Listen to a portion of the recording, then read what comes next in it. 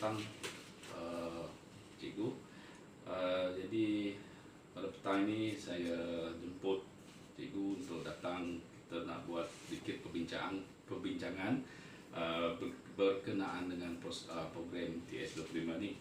Jadi pertama sekali lah saya nak tahu juga kefahaman cikgu setakat ni tentang konsep, apakah konsep TS25.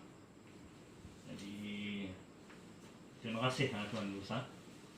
Jadi seperti mana yang saya dapat membaca daripada nota-nota dan dari GM yang telah dibuat kepada kita. Jadi matlamat program ataupun fokus utamanya adalah TS25 ini adalah satu, kepimpinan, yang kedua kualiti pengajaran dan pembelajaran, penglibatan komuniti. Jadi di sini kita dapat rangkumkan seperti kepimpinan, di mana kepimpinan yang apa kata orang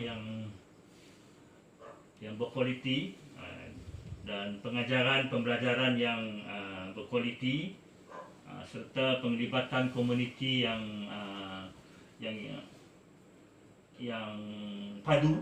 Penglibatan mereka dapat menghasilkan satu, kemujadian murid, sekolah berkualiti, kepimpinan, hasil daripada tiga perkara ini tadi. Jadi tiga perkara ini tadi dapat menjadikan konsep utama program TS25 ini, kemujadian murid dan sekolah yang berkualiti. Itu yang saya fahamkan lah. Terima kasih cikgu. Baik. Okay, now sekarang ni kita tahu kita dilanda pandemik. Okay, so sekolah pun ditutup dan guru-guru dan pelajar melaksanakan PDPR. Okey, jadi isu di sini, isu kita biasanya satu masalah adalah capaian rangkaian internet.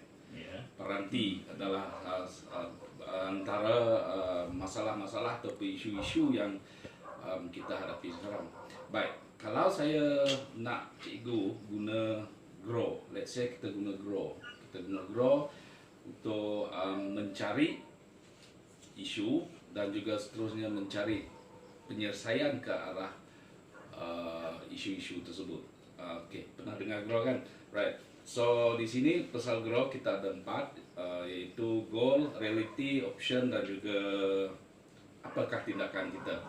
Jadi kita dah ada isu, iaitu capaian PDPR kita, dan apakah situasi sebenar sekarang isu ini, dan juga apakah cara lain, option lain, pilihan lain untuk kita menangani isu ini. Kalau cikgu boleh sumbangkan idea dan juga pelaksanaan dia nanti. So macam mana cikgu? Jadi isu yang seperti mana yang kita sedia maklum, yang di kawasan kita adalah isu PDPR, di mana capaian internet, satu lagi peranti. Jadi realitinya sekarang sebenarnya benda itu memang bermasalah bagi untuk sekolah kita. Betul. Memang bermasalah. Itu realiti sebenar-benarnya. Kita tak dapat nak lari daripada realiti sebenar itu. Jadi untuk realiti sebenar ini, kita telah mengambil beberapa pilihan.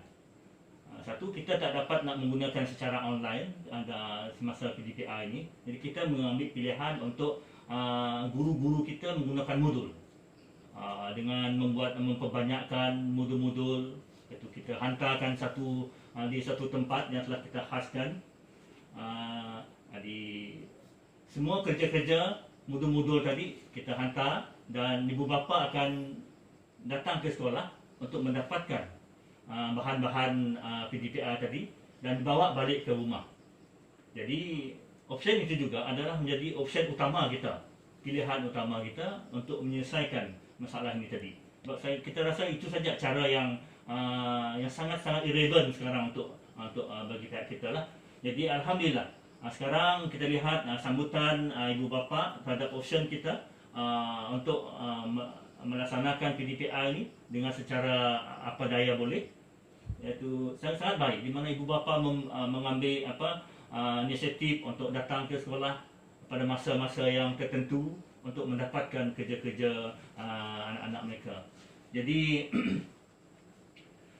sekarang adalah terpulang kepada ibu bapa aja lagi di rumah untuk mendapatkan setiap kerja anak-anak mereka untuk dibawa balik, dan insyaAllah bimbingan yang kita gunakan untuk membimbing kalau ada apa-apa persoalan daripada anak didik yang tidak faham adalah daripada kita menghantar. Kita menghantar secara mesej apakah yang perlu anak didik kita buat, seperti mana yang diterangkan di dalam modul tadi. Apa yang mereka harus lakukan, itu saja cara yang dapat kita lakukan masa ini. Okey, terima kasih cikgu. Jadi diperlukan juga isu kita dah ada, kemudian kita ada cara penyelesaian pada isu-isu.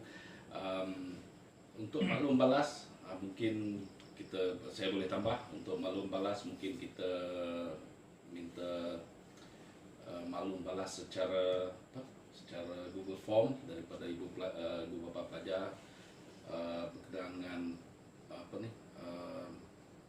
kejayaan PDPR kita secara offline ni.